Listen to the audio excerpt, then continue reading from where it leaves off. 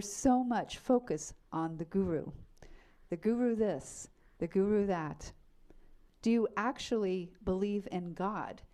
Is the guru above God? Who do you serve first?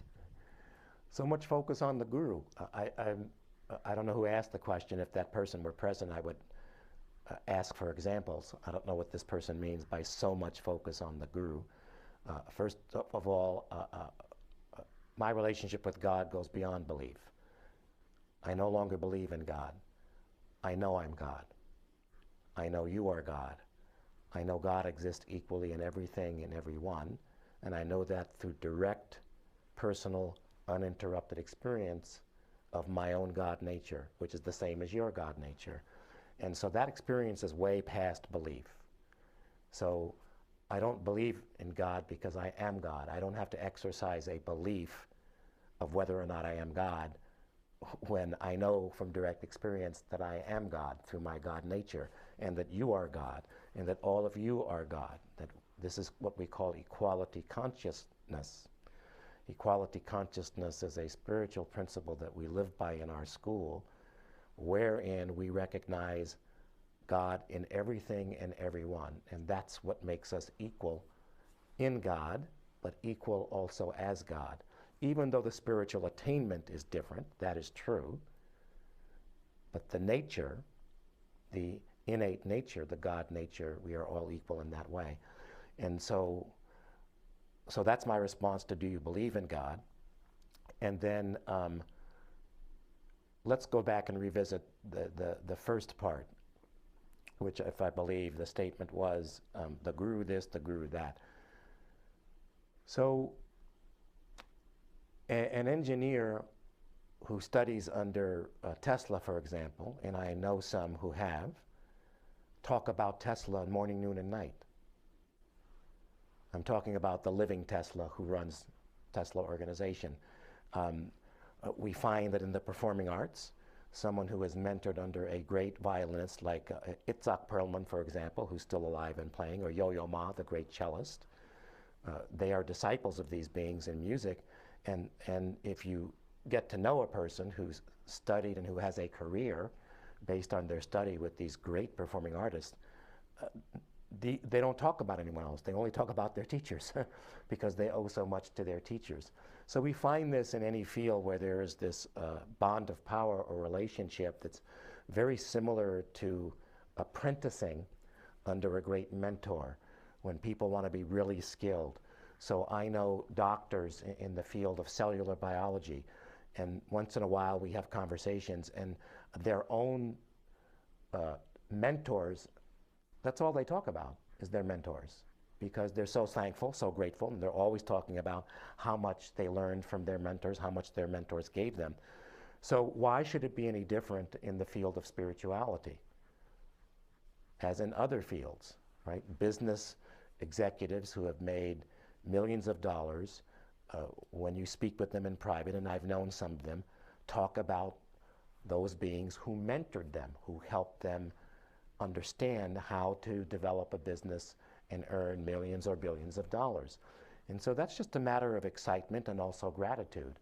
So people who come here and they speak about Gurudev Kedarji or Sadguru Kedarji, everyone should understand that when you hear this, this is coming out of people's very genuine love for and gratitude to the spiritual leader who has not just led them to the well, so to speak, but given them the methods that they then have tested in the laboratory of their own existence that have caused them to attain permanent spiritual transformation, that have caused them to become better human beings.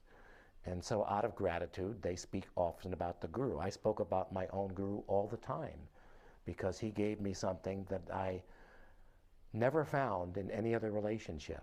My relationship with my guru was a bond of power that could not be had in any other relationship. He gave me gems that I could never repay him for. And so yes, I talk about him a lot. Why wouldn't I? He is the impetus for how my life changed for the better. He is responsible for making me a better person, and for making me a spiritually enlightened being. Why wouldn't I talk about him with great gratitude and love? Why wouldn't I? So people should not infer that because there's a lot of talk amongst devotees and disciples about their spiritual master, that there's something wrong with that. This happens in any field and in every field, right? Who was your favorite teacher in school?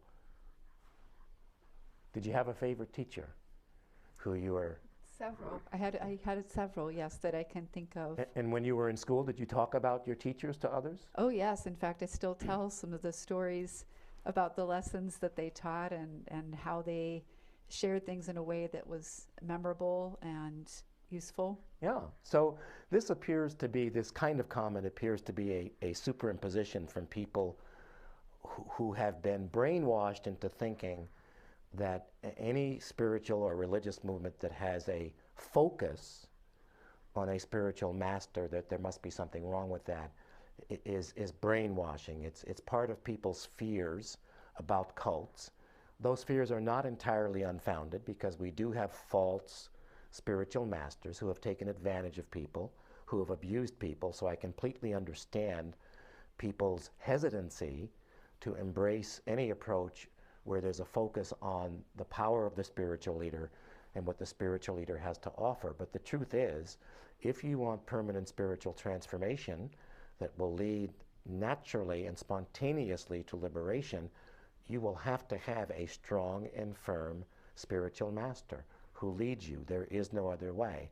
And there is no other way in any other field. If you want to be a great surgeon, you have to follow and develop a bond of power with a teacher or a master who's a great surgeon. That's how great surgeons are made. And I know a couple of them. And they always tell me how deeply indebted they are to their mentors.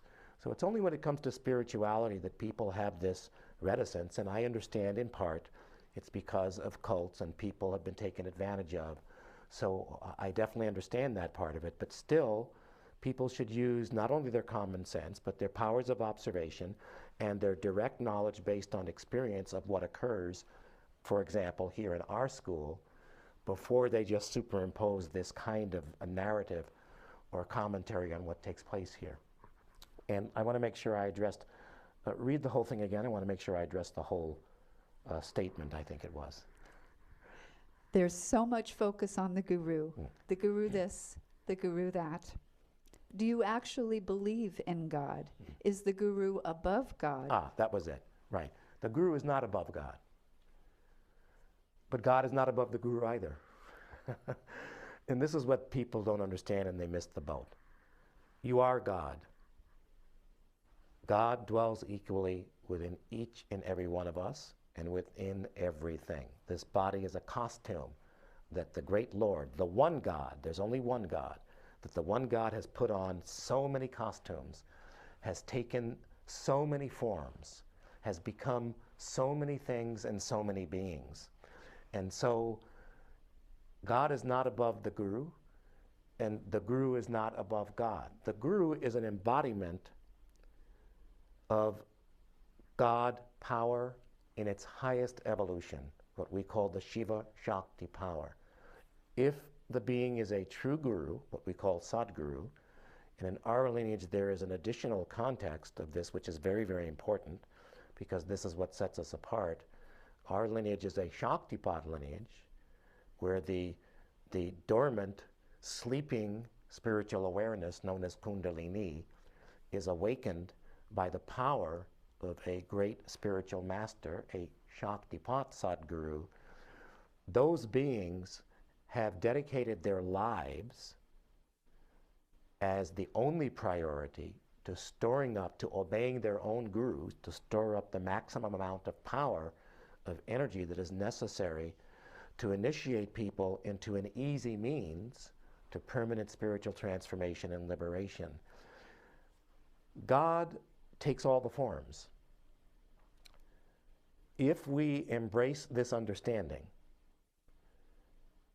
I know it from direct experience that's uninterrupted, but even before that, if we embrace the understanding, and a lot of people do, even people who I meet these days who are in the Christian church, who are in the Catholic tradition, do agree with me that God exists equally in everyone.